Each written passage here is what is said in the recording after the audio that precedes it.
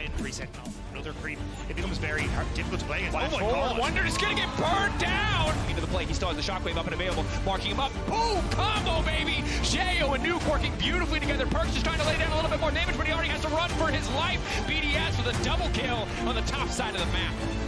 Book one. Israel no flash, please. Israel no flash. Help us here. Help him. Israel dead. About. Keep playing slow, keep playing slow. Look on me, look on me. Can you guys come?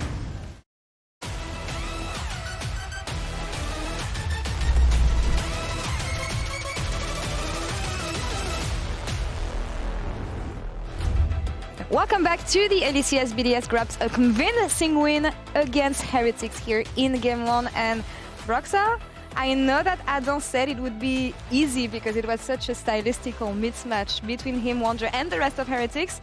He delivers again, but this time on Rumble, which is what I didn't expect from him. But textbook Adam on the top lane of this game. Yeah, I have to say it's a pretty giga-chat move to say it's going to be easy before the game even begins and then performing like that. Because Rumble is not much of a signature pick from him. Still went for the Ignite, still found some openings, and we see it right here. Wunder, you would expect, has a lot of experience playing against Rumble, but Adam gets level 3, overheats immediately all-ins and kills Wunder, who presses Ghost, but obviously doesn't really get anywhere. I think this play in particular, obviously, wasn't the greatest for Adam. Wunder ends up getting a little bit of jungle attention, and he got jungle gapped, leading to him dying. But fortunately, it didn't really end up having too big of an impact on the game. And here, Adam actually ends up baiting out another gank from Jankos. He realizes the jungle is after him, brings his own, and with a little bit of help from Nuclear in the mid lane, well, another great play has been secured. Yeah, and I think the Perkz ult here hitting was kind of big, otherwise it was a whitewash for Sheo, and then Jankos' greedy flash also led to him dying, so after this play it was kind of Adam up a lot of gold, and the early game went this way. After this play he was up, I think, like 500-600 gold, and it was kind of a snowball there from BDS. And that's what we've talked about, BDS and every member of BDS being aware of what happens and when on the map, and making the best advantage of this and actually opening situations for themselves and creating opportunities to win the game. It was not an easy one for Heretics, and honestly hard to come back for them here. Yeah, it's a pretty brutal situation for them to be in, because it feels like they got mostly outperformed, both individually and as a team. Yeah. They also took some pretty big risks in draft. I'm not entirely sure what they were cooking. We'll get to that later, but I think if you're them, you just hit the reset button, play more standard, draft more standard, and then it's going to be a different game, hopefully. And they had one good situation here, shutting down Nuke, but it was not enough, and GB will now break down how BDS was able to win the 4v5 team fight and seal the game. You're right about that. It was a good pickup on Nuke initially. As you can see in this play, it's actually going to turn into a 4 versus 5 in favor of Team Heretics. And if you're in this moment as Heretics in a game where you've been down throughout majority of it, you need to make it work. So as we roll out the clip, let's have a look at what we're currently looking at. We already know Nuke is dead, and they see a perfect ultimate in the middle here right now from Kaiser, who's going to lock it up. If you have a look at the minimap, you can also see not only is it 5 versus 3, Adam is still not connected to the play. He's walking through his blue side jungle. So as the 4 versus 5 rolls out, great flash in from Kaiser to bait it out and forcing a good ultimate onto the two members. But this is where they start splitting apart. You can already see right now that a great Maokai ultimate is going to come in through, trying to lock multiple members up. But what Perkz is currently doing is that he's standing way too close to this wall, and that allows for Sheo, as soon as he comes out of the play, to dash up. And now it becomes a split fight. Currently, Wunder is trying to go on the Nautalis. The rest of Team Heretics wants to secure Sheo, and Ice is just hitting in the back, free after having just landing a perfect ultimate. So as you roll it out, Equalizer completely misses, but Flakked in his chase of Sheo, and let's watch that again. Flakked in his chase of Sheo walked into Perkz, walked into Kaiser, and allows for them all three to get knocked up, which completely allows BDS to take a 4 versus 5, clean the rest of it up. Nuke's teleport comes through, even though it doesn't really do anything. And it's just a testimony to the things that have been going wrong with Team Heretics. Even when it's looking good for them, mechanically at times, they still mess it up. And yeah, they were down in gold. But as I said earlier, you need to make a 4 versus 5 work like this, especially with the setup and all the ultimates that you had. But that was all I had for the Talis breaker. So to break the rest of it down, I'll throw it back to the desk. And thank you so much, GB. And that's why I really, really like this breakdown, because it shows so much why you should get worried about Team Heretics. Because even when they build for good situation, they're not even able to make them flawlessly happen. And I don't know, for me, it's both team play mistakes and individual mistakes that don't work here. And I don't know what to expect from them, because Perkz said that they will show up in playoff. They're not showing up so much here. What can we expect in game 2? I mean, I think, just like you said, it's kind of everything going wrong. If you can't win a 5v4 when you land a really good engage, like what can you win? I think it's also very frustrating to play those games, because when you come back after the game, you're like, wait guys, how don't you win the 5v4? Well, it should have been easy, right? Then you have to look at it and you go, oh, like if everyone basically did an individual mistakes, like everyone overextended, split targets, etc. So there's a lot of things for them to go through, and I think it kind of starts from draft, kind of making it easy from the get-go. I think that's my #1 point to them. I think what's interesting is, like we talked about in the pre-show, we have one team that's really fresh and new, many, players with limited experience, and one that have played for literally forever. But the guys who have been around forever have zero synergy. Like, they're just in completely different pages. And the others, they, sure, there's some individual mistakes here and there, but at least they're all following the same call and doing the same thing.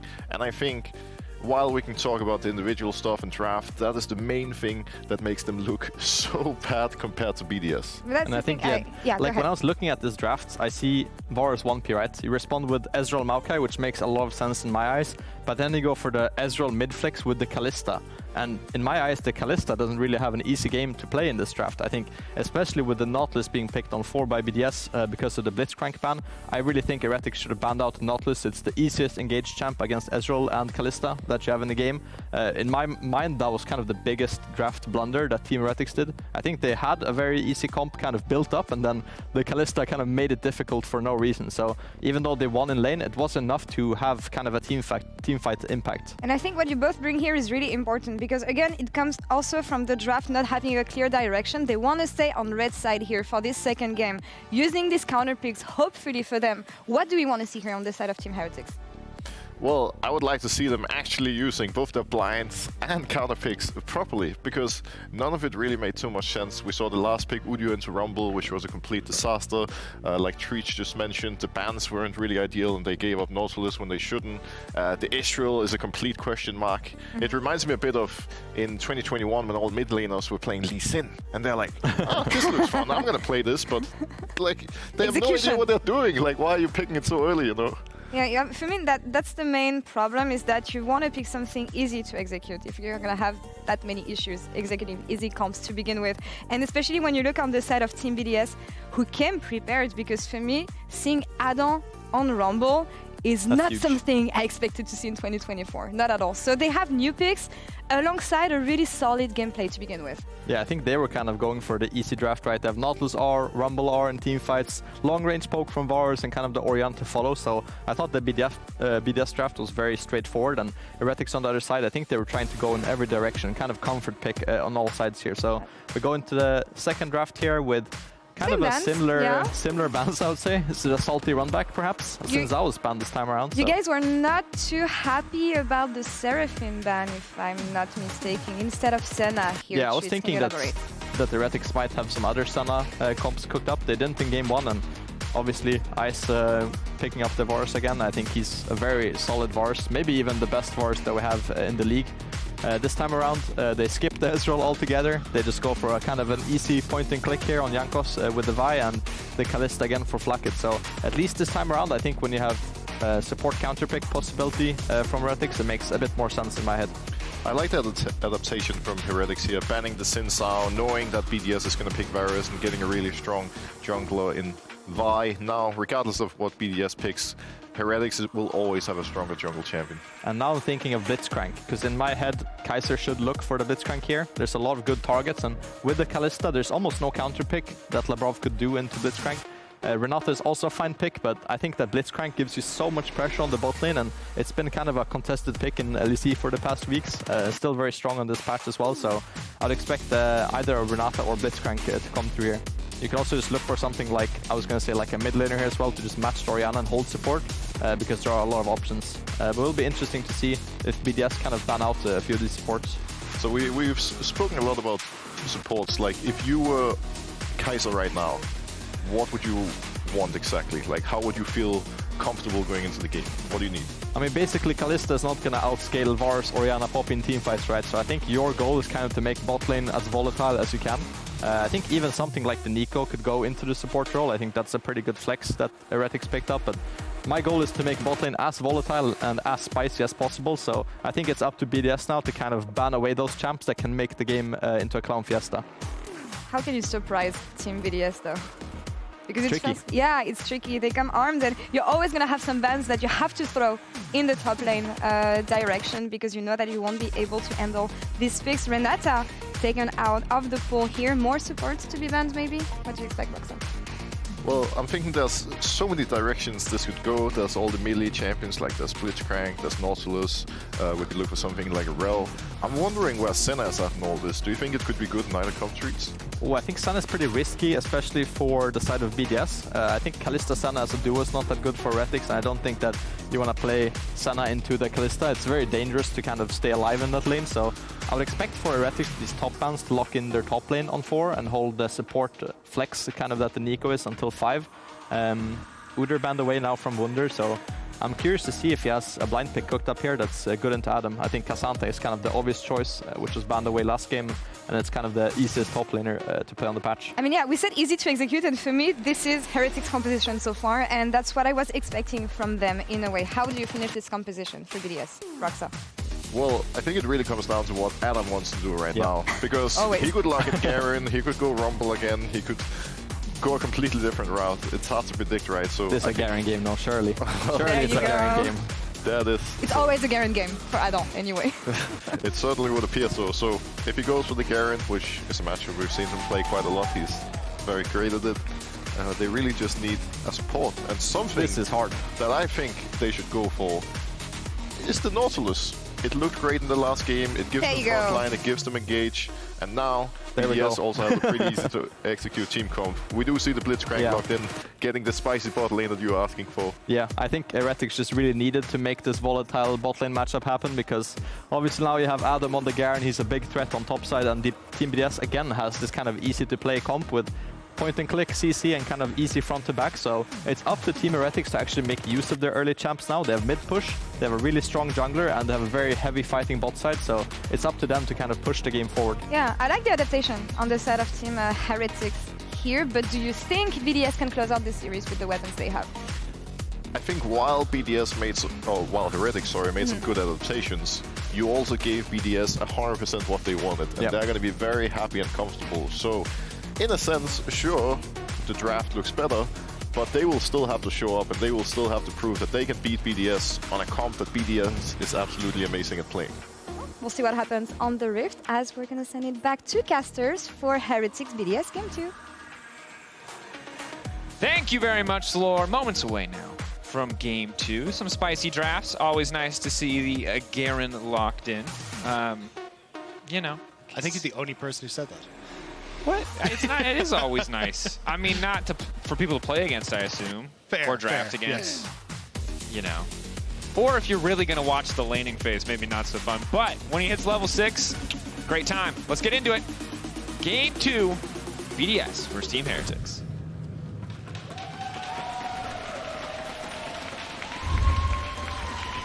And right off the bat, Rob, we heard it from Treatz on the desk. He wants bot lane to be spicy and explosive. I feel like with 2 hook champions, that might just be what we're going to get. But Team Heretics, they're not. They don't want to wait till lane phase, Rob. Is it the blind hook over the wall? They want to start now. Looks like it will be, yeah.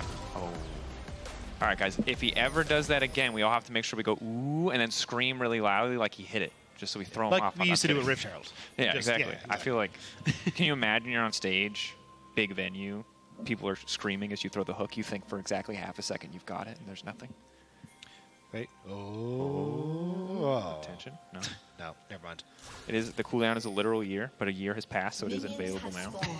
It also, like, if you end up throwing 2 of those hooks, You're it out of really, mana. yeah, you're Oh, just God. wrecked for mana for the laning phase. So not surprised to see them back away. But either way, they kind of faked the ward going down. They didn't actually place anything into that bot side jungle, so they won't know exactly where Sheo was starting. Mind games on mind games. But they're going to see if they can catch them as they move through. Yeah. Ice, of course, not opting to take Cleanse this time around. Again, Labrov. Cleanse not useful against any of Blitz's CC. Labrov. Hook! Ooh! Wow! Wow. Wow! Okay. I mean, wow. I have seen games where that hook has hit. I swear to you. That's crazy. But it doesn't connect. Labrov. It's high ground, low ground. You know, you know, it's like, yeah, high ground, low ground, for sure, for sure. I feel like every year we have a new thing that people get upset about, and this year it's high ground, low ground. We need to obsess on something as a community, and that has just become the new one. No one plays Yumi anymore. What do we have? You know? They got rid of Duskblade. What do we have? You know, what can we all collectively be upset about? We're working our way as down a team. the list. Yeah. Nothing brings us together like high ground, low ground. Good damage coming in from Adam. Just kind of keeping track of his Garen builds and what he wants to go into a tanky option like the Cassante. And also just keeping an eye on what Jankos can get done here. Remember that the last time, game 1 if you somehow missed it, Flakked and Kaiser, some okay stuff happened in the early lane phase, but then they just took a very unfortunate recall, Rob, and it feels like that's where everything fell apart. Yeah, and I think the problem for them here is that you're kind of heavily reliant on some of these hooks from Kaiser to get control on the bot side. Last time they had the double range, so they're able to play a little bit more aggressive, but at the moment, with Labrov opting into the Aftershock, it actually becomes pretty hard for you to try and trade effectively. Because you get the damage reduction off of the Glacial Augment, it is only good if Ice ends up stepping over it. An awful lot of the times is to try and prevent whoever's hooked from escaping. But in this matchup, if you hook Labrov, he gets the auto attack and immediately procs the Aftershock, and it becomes really difficult to try and kill him. So I do like the rune choice from Labrov. It's something we see a lot in the Nautilus versus Leona matchup. This time now, again, working to just keep this Nautilus a little bit more tanky in this bit more aggressive matchup in the bot side. Yep, obviously tricky. Contextually, you know, Glacial can feel a lot better, but specifically in those melee CC-reliant matchups, oftentimes being more tanky is just more impactful. But maybe Kaiser can find some of these miracle hooks. As highlighted on the desk, we've been seeing a ton of Blitzcrank here in the LEC to a lot of success, which kind of caught me off guard as historically it hasn't been the most popular pick. Perkz now trying to body block with the clone there. Well played. Obviously, nice bit of utility coming in from Neeko. Can also dodge a Var Assault. Love that. Might get to see that again this game. Where's Sheo going, though? They spot out Kaiser. Sheo really wants to try and move in here. This wave is going to be pushing out, though. So I'm curious if he wants to just try and catch Flakked as the wave is pushing away. I mean, reset, though. This is a gank from years past. You used to have to flash over the wall to make it happen, and you no longer have to do that. Sheo can now run in. Wait on the W. Still hooking up Flakked in the meantime, forcing out the cleanse flash back, hook back into the tower. Aftershock still there. Mitigating at least some of the upfront damage, but forcing out 3 summoners from the Team Heretics bot lane. Yeah, nice though. The fact that you're able to get all those summoner spells out, you make things significantly easier to try and pick off Flakked on a next rotation if you want to try and go down there once more. Plus, all that vision control on the bot side as well means that they haven't spotted Revise. So Sheo, I think, wants to go for a repeat, but this is dangerous because you should know that Jankos is going to be on reset and coming onto this bot side jungle. Labrov, hex flashing in. It's going to be the hookup. Now it's going to be a 2v3 right off the bat because Labrov is going to go down, but the Igniters are taking out the Flakked. Flakked knocked back to the wall. 1 kick kill, but now the Varus gets to start to take over. At least another one traded back. Body blocks coming in as long as they block the ball breaker. Maybe Ice can live. Ice flashing out to safety. Flash forward from Jankos to seal the deal. And now looking to turn it back. Jankos favored in the 1v1, but both sides going to walk away 2 for 2. But both kills went over to the jungler of BDS, not actually going towards Varus. So at least when you look at the gold lead, that's going to lend itself towards Flakked. Also, the wave pushing out as well means that at least I should be able to collect a good amount of this CS as it gets underneath the tower. So you'll probably even it back up as he gets the lane, but the serrated Dirk still managed to pick up. So not the worst back timing for Ice in that. Yeah, but for Flakked this time around, has boots too, has a longsword, not just stuck on bits and pieces as it was in the previous game. Has to feel a lot better for him. Such a crucial early item purchase for both bot laners here, Serrated Dirk versus the Berserker's Greaves. See if Flakked feels confident enough in the laning phase to go for an aggressive Dirk of his own. This is, if at first you don't succeed or partially succeed, try again. Labrov walking up. There's really no way out of this. Kaiser should just be dead here. Knocked back into the waiting arms of Ice, and BDS just make that look free. Team Heretics over eager on the bottom side. Had more members en route, but not nearly enough in the area. Still though, Heretics want to try and find the pick. The warning signal should be flying from Nuke to say that they're missing, but Labrov hasn't listened to them, and now Heretics have found him. Trying to commit. Jankos only level 5. Perkz now ready to go in, has locked up Ice, easy kill response. Caught the wrong target. Labrov trying to make it out to safety, but Team Heretics with an excellent counter punch on the bottom side. Have to be careful about overcommitting here. Jankos could be in trouble. Knocked back into the tower. No minion waves there to tank him up. Big misstep from the buy, but no, Flakked tanking flawlessly to keep his jungler standing. I cannot believe Flakked got out of range there. I was convinced with that steadfast presence he was going to go down, just get stuck underneath the tower, but barely able to get out. And Labrov doesn't go down, but you got the MVP there. Ice was the person you wanted to kill, and they managed to take out the Varus. And just disrespectful here. They realize, hey, look, mid is missing. You have to be aware that a play is coming down here. Ice stepping past the minions. He has no flash because it was burned in the earlier engagement. And Labrov, I mean, slivers of HP here. Heretics realizing that they really needed to make things happen here on the bot side. And here, I'm shocked Flakked is not still in range for one more tower shot. That could have gone so poorly. I mean, the creep wave coming in as well. Everything kind of coming together there perfectly to make sure that everyone on Team Heretics can make it out alive. Could have been significantly worse. And I like that play kicked off with a little bit of creep block. Always does. Flash back to the other things that people have been mad about over the years. And now Sheo. Crab control on the top side of the map, neither side really going for a drag quite yet, almost 8 minutes in, so a bit slower on the objective gameplay, which isn't too surprising when you see the sheer amount of resources pointed in the bottom lane.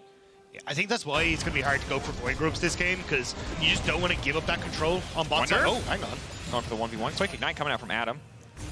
Has the Phage Rush proc, will just walk away, but positive Summoner Spell trade there for Wunder. But here's the thing, it's Garen. So he just sits there, stands in a brush for a little while and goes, and does the dance. Does the thing. Yeah, and then just heals himself back up. It's totally fine. It's easy. So unfortunately, Wunder is actually going to have to be the one that backs away. Adam going to heal himself back up, can crash one more wave. I am curious to see how Heretics decide to play with Wunder now on that top side. Just no Ignite. Yeah, it'll be fine. Wunder's healthy enough, of course. Maybe not with Sheo in the area as well. This is very aggressive. Again, Wunder has no ultimate, he has no Q stacks. He'll be able to grab at least one here, but Adam's going to contest him for it. Sheo looking for the ankle. Wunder doing his best not to get caught up by the Poppy. Unstoppable now. Body block knocked back into the wall. It's clean thus far. Adam immediately going to ult, click, kill, but no! How many times do we have to be reminded? Wunder's the hardest man to dive in our league. How does he keep doing it? I mean, literally the last time these two teams faced off, yes, this same thing happened, except Adam went down. At least he learned his lesson this time, but maybe it's the bot lane that needs to learn theirs. Team Heretics with the counter punch. Excellent Vault Breaker to interrupt initially. Now the ult follow-up to make sure that nothing else connects. Ice going to be in trouble. Kaiser now following up. Blitzcrank, hook, pull back. They've locked him in. Flakked now getting pulled away, but Labrov going to be the one in trouble. Team Heretics taking over on the bottom side of the map. Next Vault Breaker. Kaiser going to take aggro here initially, ready to move out if he needs to. Labrov going to get taken down. Sheo on the way in, but nah, the Ren coming through. Team Heretics in control. And that's why you can't make the plays in the top side as BDS. We said, look, if you go for void groups, you're going to have a bad time. You go for the top lane dive, you're still going to have a bad time. Because the whole point is Jankos was pathing down to his bot side, his blue was up, he takes blue, immediately goes for this bot side play, and you're on your own. And also, nice sidestep by Jankos, just to make sure that he could actually get past, get past Labrov. And then with the Chains of Corruption being tanked by Kaiser, he just gets ulted by Flakked, so he can't really get involved. And then you just chase them down. And Sheo very, very late to this because he'd gone for that topside play. Big misstep by BDS to give that much control to Heretics on the bottom side. An eager Orianna jumping up and down in the background there.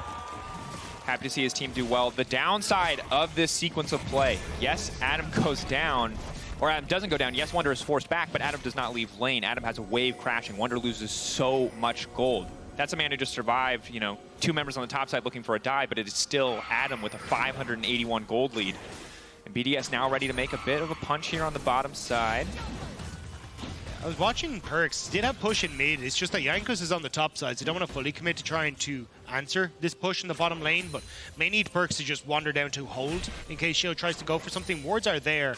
Should spot out that the Poppy is on this bottom side, although just warded out there by the pink ward. Perkz keeping a bit more sustained pressure here in the mid lane. Definitely looking better than the previous game.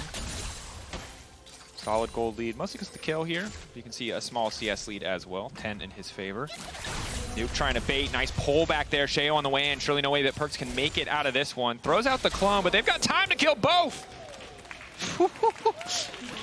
Nuke solo killing Perkz was not on my bingo card today, I'm not gonna lie. No. Poor Sheo just wanted the assist gold. He can't even get that. Look, it's a poppy. She's got little legs. She's just trying to catch up to play. Just trying to live her best life. I mean, great job from Nuke. Seriously, like, we talked about this guy stepping up over the course of Winter, and now solo killing Perkz. Obviously had the help from Sheo to try and get away from that, but Perkz not deciding to flash.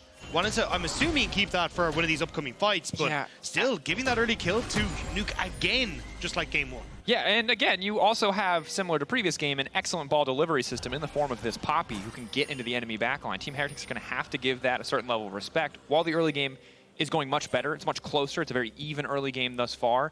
The gold lead that Perkz once held onto is now completely gone. The good news for Perkz, though, might not have boots 2 yet, but does have the luxury of the rocket belt, still has the flash. So whenever Jankos shows his face in the mid lane, Nuke is probably going down.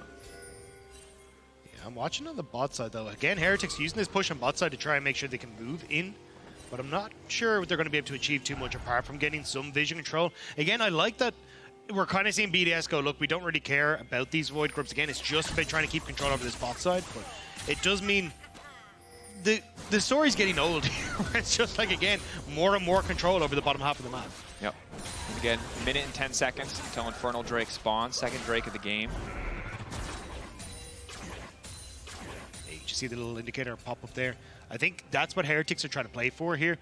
Maybe there's an opportunity to look for some sort of counter push elsewhere. And you can see there's just one turret play left on that top side, but it's actually going to be Nuke who... Wait a second. That Caster minion and Jankos are working together. Perkz broke the code. Perkz he's finally snapped. It's his John Wick moment. Caster minion unleashed.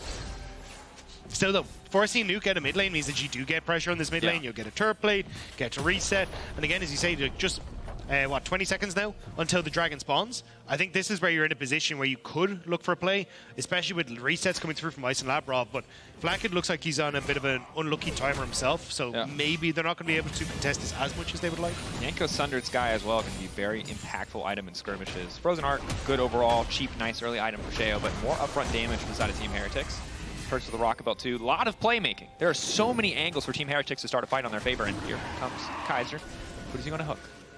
If I'm Heretics, though, I think I sack top tower, TP Wunder in, and just look for the 4v5. I think that's your best way to just blow open this game and get full control. The only thing you have to be worried about is Adam running underneath the tower to Q you, silence you, and make sure that you can't TP, but looks like Heretics, they're going to get it anyway. Instead, BDS are just going to play for push mid, rotate to top side, and see if they can force the tower with the Garen instead. And a much more even game 2 than what we saw in game 1. Game 1, it felt like it was over based on a couple of early decisions. BDS were able to snowball to victory. This time around, much more tense, much closer. And so much of that just, I think Team Heretics simplifying their draft a little bit and cleaning up a lot of this early execution. Labrov's going to ult him to stop it, isn't he? Walk up. Doesn't even need just threatens. Stand there and look menacing. A lot of Heretics members here, though. But I think that this is fine. Adam's just going to wander in. Kaiser in the area, now they just zoom out. TP being committed on top side. Labrov could be in trouble. Perkz debating if they really have an angle to keep going for the play. The answer is no. So BDS winning out there, getting the TP, getting the tower for essentially nothing. Team Heretics, though, looking to convert, looking to fire back. We'll start up this Herald. Yeah, the thing is, though, you've lost top tower. You more than likely, I'm not sure the health on bot tower, but will lose a good amount of damage on that bot tower, if not the whole bot tower alongside it. So even though you get the Rift Herald, you will only use this to answer a tower, whereas you've already lost both your side lanes now. And with Adam having as much control as he had against Wunder in those side lanes, it becomes very difficult now for you to try and get control over the map, so that then you're not just finding Adam running into mid lane, as BDS are wont to do, and just 5-manning this mid lane tower. Definitely an option for BDS. Curious to see where the Herald goes for the side of Team Heretics. Again, breaking open mid lane tower, in general, a very high priority for a lot of teams in the early game. I think more so when you have a Neeko, when you have a Blitz, champions who really thrive in that fog of war or finding these creative angles. But for now, Team Heretics keeping it even in terms of gold. Definitely doesn't feel like they won out on the back side of that last trade, but they kept bot lane tower up, which is crucial, and there were no plates available, so it wasn't going to be a massive gold swing. Yeah, the thing is, though, like, next Dragon's up at 1837, so you've still got a good amount of time here where you just can't use the Rift Herald to try and get the control over the Dragon area like we usually see, so instead... Oh, no! What? No! No! We clipped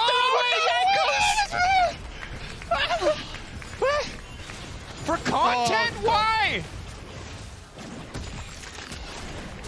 All right. We're all just going to agree that nobody saw that, right? No one's going to roast Jankos about that forever, right? We're just going to let that go. Yeah, I'm definitely tuning into Jankos' next stream. I want to see exactly what he has to say. Because he missed his cue as Lee Sin on Void Grubs last week. Yeah. So I feel like he's just building up the amount of things people are going to roast him about. Yeah, I think, yeah. The only people winning from that play are BDS and the, you know, Twitter memers. So Jankos, gonna need to recover mentally from that one. We'll hope he's not too phased. As that was bad. That was very, very bad. Hook comes in on the bottom side. His team, though, gonna try to help him find a bit more redemption as Flakked jumps in for a quick kill on the top side, potentially on Adam as well. Adam flashing in, instantly shutting down Jankos, and Perkz might be in trouble too. That's a red buff. That is a very fast Garen. Perkz now running, has flash. Adam not gonna fully commit. Just a 1-for-1 trade when you consider everything across the map. So on both sides, bad things happened. So for Heretics, don't dive the Garen. Garen is very, very strong. Adam has proven time and time again that is very quickly able to kill you. He doesn't have any tanky items, Rob. I can see he has why. a W. The W is really broken. It's so broken. They just buffed it. It's 4 seconds at all ranks. You put in 1 point and you live your best life. And yeah, Adam living his best life there on the top side. Good that they're able to find that pick on the bottom side. Flakked in a much better position in this game too. Definitely much more of a threat. Backing on the ward. The Blitzcrank knows. I just lazy recall from Labrov. Like, that's all there really is to it. Gets completely caught out. They end up getting the kill, and then I think panic trying to scramble, but it only means that Flakked's the one that gets the kill instead of it going to Wunder, which would have been better off. But here, I mean, what do you think is going to happen, Jankos? I mean, he's so strong. Oh, Jankos is still into the tower. Oh, he takes the other shot. Yeah. That's heartbreaking. But this is what Adam does in this champion. Like, every single time, he will find these moments where he just flash ults you, absolutely murders you. I said it earlier, like, don't dive Wunder. Just don't dive either of these players. Just don't top side. Just leave top side alone. Leave them alone. They're living their, well, I was going to say their best lives. Adam's definitely having a better time than Wunder, but at least you can try and help Flakked. He's 3-1-3, 500 gold up. He's having a great time. They're farmers now. They've given up their weapons. They've laid down their swords. They're just, you know, they're working the plows. Hey, Pitchfork's still They're on the field. You know, they're in the fields. They're just hanging out together. You know, just leave them alone up there. Nothing good has come from going topside. Every team that's tried to make something happen has lost out on the play. But Team Heretics, again, 18:37 is that Drake timer. Sorry we don't have it on your screen. You know, 10 seconds coming through. Team Heretics, perfect setup here. Perkz, massive AoE ult, and is pretending to be Jankos right now. Could catch BDS off guard. Yeah, I mean, you still have Adam, though. He's going to have a good flank opportunity if he wants to come in. And for Heretics, you're in a bit of a precarious spot, especially if you look at things like nukes ults and also ice. So this is why Heretics try to back away, try to get themselves out of that dragon pit. Jankos not using any abilities, keeping the illusion alive as long as possible. Is that Jankos or is it Perkz? Well, now they probably know, because there's a surprise Kalista off to the side. Perkz, ulti, BDS, I think, just trying to bait it out. They know that Perkz is waiting off to the side. This is such a tricky one to play. Hexgate already coming through. BDS immediately go in. They know they have a few seconds. Perkz, I think, a little bit over-eager. Blast coning over, has the rocket belt, has the ulti, needs to get to the backside, but Sheo says not today. But who will get the Drake? Labrov with the setup. Sheo still in the pit. Ice off to the side, taking down Jankos. BDS dismantling Team Heretics in the exchange, getting the objective, and Perkz is now in trouble. Wunder trying to fire back. 2 dead on the side of BDS, 2 dead on the side of Team Heretics, but it is BDS who take the objective. Sheo shut down the duo that Heretics were trying to play around. Jankos jumps on ice, thinks that Perkz is coming in with the flash, and immediately Sheo dives onto Perkz, said, no, you're not going to get access here. And Nuke and Ice body Jankos. They get the dragon because there's no jungler for Heretics, and now they get the mid lane turret as well. And I just want to look at this in full. There's so many different things happening in this fight at the same time. Big thing here is it's going to take some time for Perkz to get in, and BDS recognizes. They step up the second they see the Hex Gate. Well, watch this. They engage onto Ice in the back line, and Sheo immediately shoves Perkz into the wall. That play was supposed to be to get Ice and Nuke caught up, and they can try and one-shot from the back line. Sheo saves it, and because he's now still in the pit, the other jungler dead, he gets the dragon, and they're just able to back away. Hero plays from the jungler on BDS. Yeah, Sheo, absolutely heroic. Adam also tanking 3 people in the context that fight does go down. Yeah, that helps. Yeah, absolutely. But right now, BDS have slowed the Drake stacking. It is Hex Tech Soul, and that is something you do not want to be playing against. I feel like most people still consider it the best Soul in the game, and you'll see why if someone is able to get there. But BDS has saved themselves. Nuke, however, might be in trouble. Smite now going in. Perkz with the follow-up setup. Pullback is there, but there's just no way out. Too much CC. Sheo can try to follow up. Garen split pushing on the bottom side. Team Heretics, do they want to keep the ball rolling and turn their sights to the Baron? I mean, you don't have Garen here. Garen going to use his Q to try and speed himself up to get in towards the Baron area, but not feeling confident to do so. You would have the TP from Nuke coming back in. maybe there was a slight window, but yeah, I mean, you're heavily reliant on Kalista's damage. With Quincy's, would have been a stretch. Yeah. Would have been tough, and again, the long-range poke here makes things tricky. 15 seconds on Nuke, and he has the TP up. So have to be careful. Sustained damage is really all Flakked at this stage of the game. And of course, don't forget, we got 2 series back-to-back here. G2 versus GX. X could be any number. That's all I'm saying. Could be bigger, could be smaller. Are GX going to give it to them? That is the question. That is the question. Coming back in this game, though, it does feel a lot like BDS again, just simply taking control in this point in the game. Heretics, at least getting that pick has given them a little bit of tempo where they can start to look for picks once more. But I feel like as we start to move in towards, hey, you know, Adam having big threat on this top side, he's going to be able to take towers. There's no one who can really deal with him. I think Heretics have to try and play off of, again, can Wunder TP into some of these wars they're establishing on bot side or get a good flank opportunity to fight the 4 versus 5. But every time Adam disappears off the map, you need to do this. Just back away as Heretics because you just don't know where he is and someone needs to catch that top lane. Yep. 2 minutes, of course, till the next Drake. 24-16. Next Hextech. And I think that the struggle here is that Flakked is looking like one of the individually strongest members on the side of Team Heretics, but it is tough to navigate fights against Nautalis, who has the guaranteed point and click, against Sheo, who can stop you from dashing around, and Adam, who on his own you can probably kite out if he hasn't procced Phase Rush, but when there's a Poppy standing next to him, it's really tricky. I mean, every time I've seen Adam play this champion, he has flashed, murdered the AD carry, and won his team fight solo. Like, that is Shout out to Stick Say. Yeah. You do. Not letting that one go. Even earlier on this split as well. Worlds. Yeah, even earlier on the split, though, he did it as well. So I think that's just going to be the game plan. And if you have Nautilus ult that set that up beautifully, well, then how the hell do you play a team fight as Flakked? Like, Cleanse does nothing in that situation. So I think it does get difficult for Heretics to play the fights, which is why they're playing this more pick style of, hey, we're going to push mid, try and establish vision on whatever side of the map we're playing towards. It'll be top side at the moment because Dragon isn't until 24-16, so you got another minute until that happens, but they'll need to reset now, then start to push out mid and start to get that vision to drift over onto that bottom side of the map. Yeah, and compared to the previous game, Team Heretics are in a fantastic position. In the overall context of this game, I think that they still have angles to pull off these fights. It is still an immobile backline, all things considered, for BDS. If Perkz finds that flank, if Jankos finds that flank, and they have the necessary follow-up, you can see the picture-perfect team fight in your head. It was Sheo who single-handedly shut that down in the previous fight.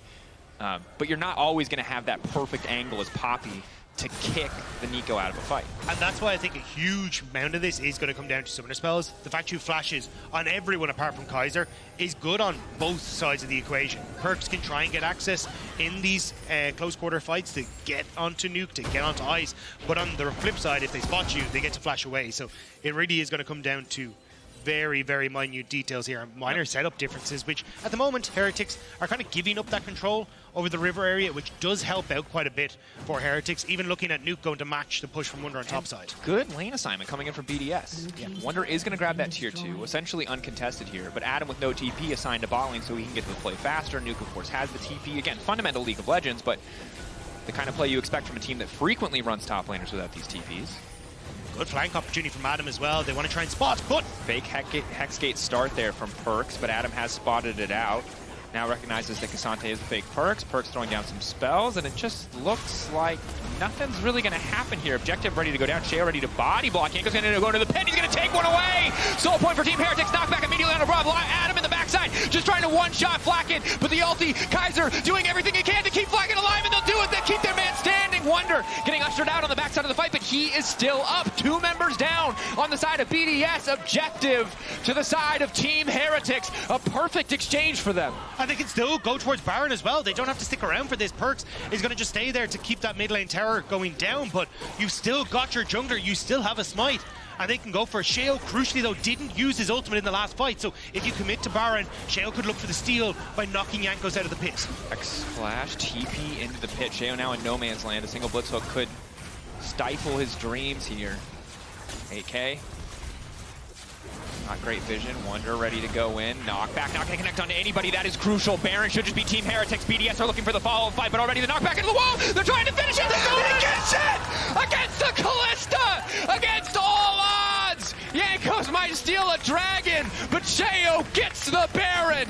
Sheo from right under the noses of Heretics sneaks his way in and gets a major steal for BDS. The ult whiff I thought it was doomed. You can see Kaiser doing his best to try and keep Sheo out of the pit, but Perkz ends up trying to lock out Nuke, which means that you're able to flash into the pit as Poppy. They get the stun, and then it's just a case of try and burst on Jankos. They can't do it, but Jankos wasn't able to get the smite fight win against Nuke, or sorry, against Sheo.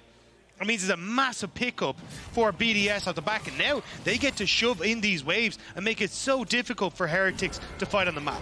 And this game is so scrappy now.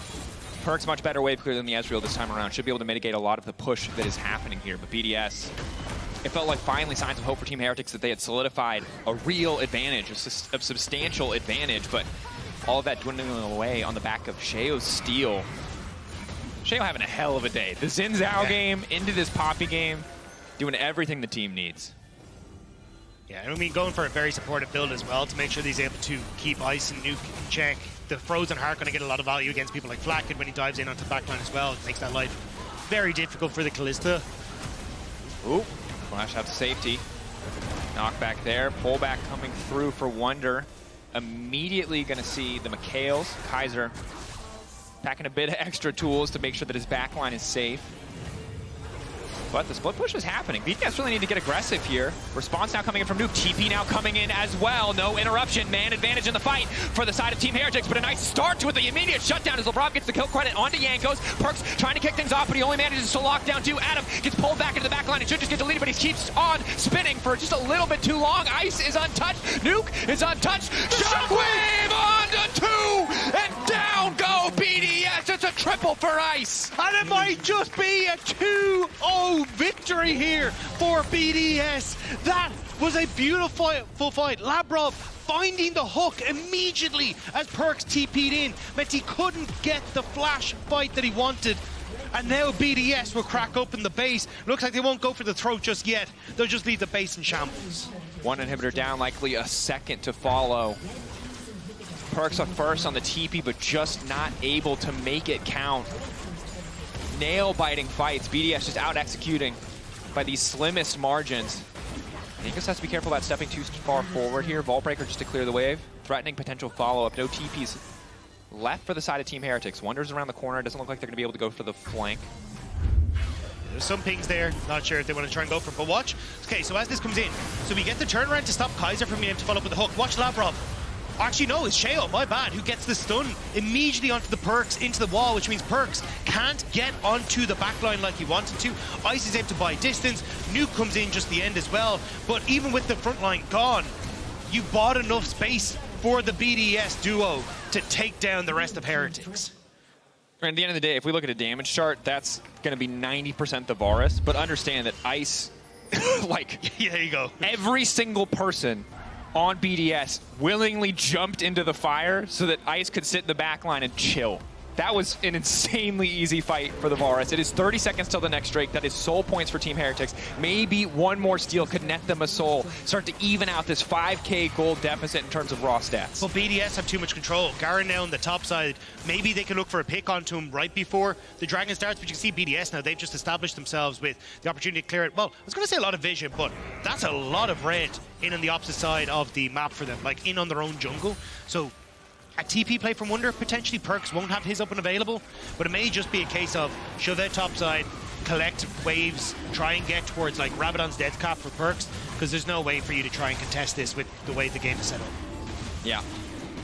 And again, I think that kind of the story of a lot of this game is that Team Heretics are fighting blow for blow in so many circumstances, but when push comes to shove in the really big team fights, BDS have done such a good job at shutting down Perkz especially.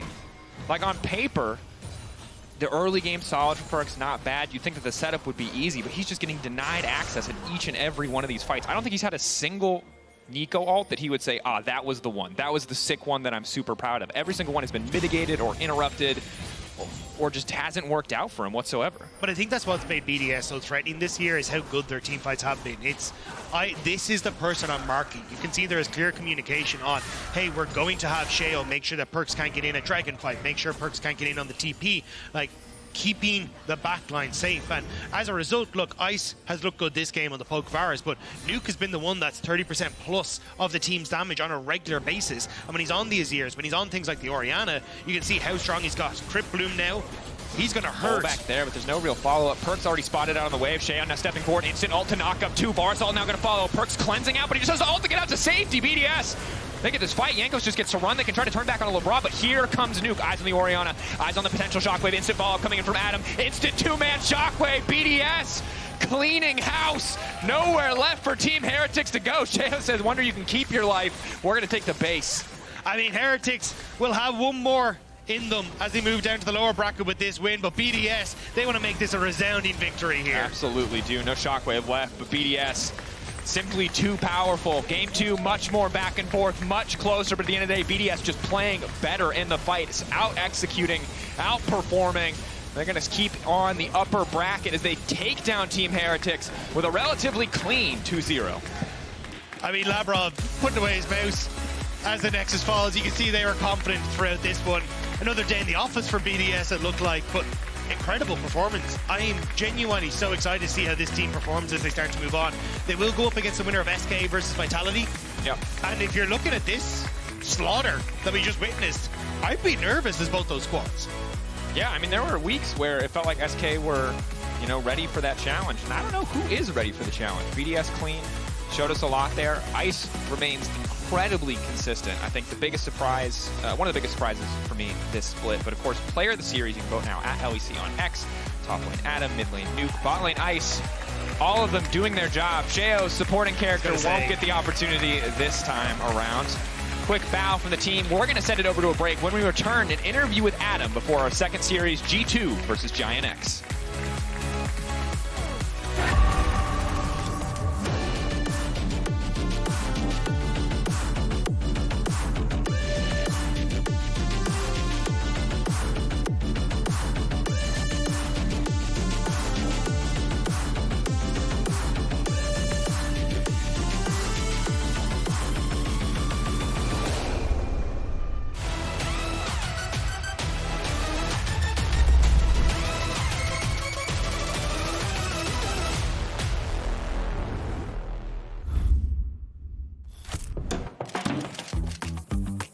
Done? Done. There we go. Break? Break.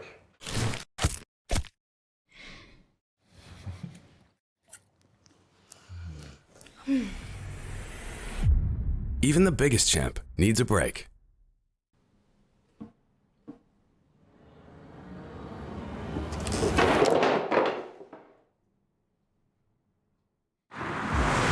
Welcome everyone to the Kia Tilt Proof Challenge. We're here to see if 4 gamers can stand up to the test.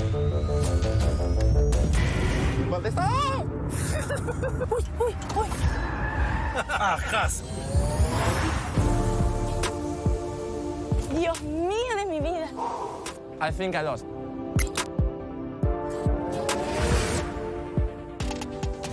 I'm so happy that I didn't eat before. Red Bull gives you wings.